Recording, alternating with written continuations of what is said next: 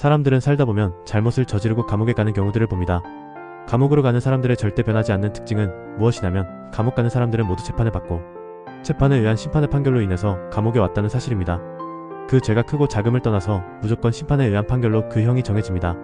히브리서 9장 27절에는 한 번 죽는 것은 사람에게 정해진 것이요 그 후에는 심판이 있으리니라고 말씀하십니다. 예수님이 우리 죄를 위해서 십자가에 달려 죽으셨다는 것은 예수님이 우리 죄값을 위하여 재판을 받고 그 이후에 사형이라는 십자가의 형을 받았다는 것입니다.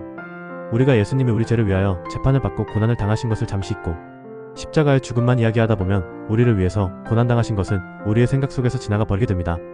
그리고 세상 사람들은 예수님께서 우리 죄를 위해서 심판을 대신 받으신 것을 믿지 않습니다. 그러면 어떻게 되느냐? 그것을 믿지 않는 사람들은 스스로 자기의 죄 때문에 심판을 받아야만 합니다. 죄의 값은 사망입니다. 사람들은 심판을 대신 받을 수 있다는 것을 알지 못합니다. 그러나 우리는 알고 있습니다. 예수님께서 우리를 위해 대신 심판받으시고 그 결과로 십자가에서 우리 대신 사형이라는 십자가의 죽음을 대신 치르신 것을 믿습니다. 그럼 우리는 심판받으러 갈 필요가 있습니까? 없습니까? 이 죄는 우리 선조 아담이 저지른 원죄에 대한 이야기를 하는 것입니다. 요한복음 3장 16절부터 18절을 함께 보겠습니다. 하나님이 세상을 이처럼 사랑하사 독생자를 주셨으니 이는 그를 믿는 자마다 멸망하지 않고 영생을 얻게 하려 하심이라. 하나님이 그 아들을 세상에 보내신 것은 세상을 심판하려 하심이 아니요 그로 말미암아 세상이 구원을 받게 하려 하심이라. 그를 믿는 자는 심판을 받지 아니하는 것이요 믿지 아니하는 자는 하나님의 독생자의 이름을 믿지 아니하므로 벌써 심판을 받은 것이니라. 아멘. 이 말씀을 믿는 우리는 사망에서 생명으로 옮겨졌음을 주님의 이름으로 축복합니다. 아멘.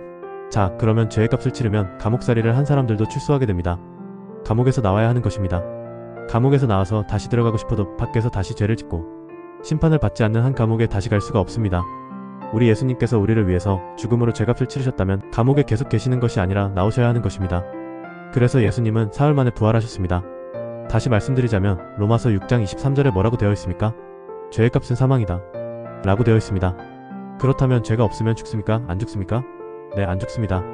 죄가 있어야 죽는데 예수님은 죄가 없으신 분이시기 때문에 죽지 않으십니다. 하지만 예수님께서 우리의 죄값 때문에 십자가에서 죽음을 맞이하십니다. 십자가에서 예수님이 죽으셨다는 것은 우리의 죄가 예수님에게 전가되었다는 증거입니다.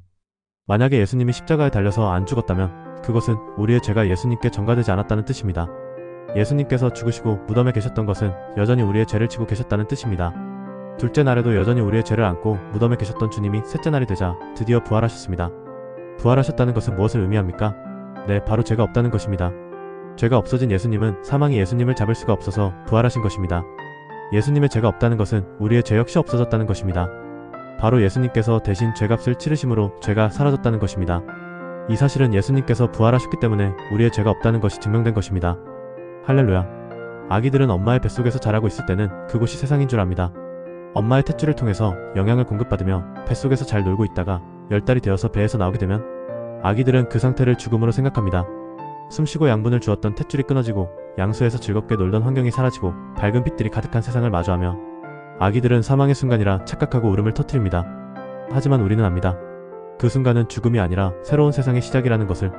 마찬가지로 예수님 안에서 우리는 새로운 생명을 얻습니다. 요한복음 5장 29절에 선한 일을 행한 자는 생명의 부활로 악한 일을 행한 자는 심판의 부활로 나오리라 라고 말씀하십니다. 아멘. 여러분, 선한 일을 행한 자와 악한 일을 행한 자의 의미를 설명하면 이렇습니다. 우리 가운데 혹시 군대에 갔다가 휴가 나올 때가 있지요? 군인 신분에서 해방되었을 때 우리는 새로운 자유를 얻게 됩니다. 예수님께서 우리를 위해 행하신 선한 일이 계속해서 유효해야 합니다. 우리가 믿지 아니하고 받아들이지 아니하고 감사하지 아니한다면 하나님이 행하신 선한 일이 그 후로 끝나버리게 됩니다. 하지만 이 일이 끝나지 않기 위해서는 계속해서 우리가 이 일을 증거하고 이 일을 믿게 하여 하나님의 자녀가 되게 하는 것이 선한 일입니다. 오늘 이 선한 일의 놀라운 은혜가 여러분들 가운데 충만하기를 주의 이름으로 축복합니다.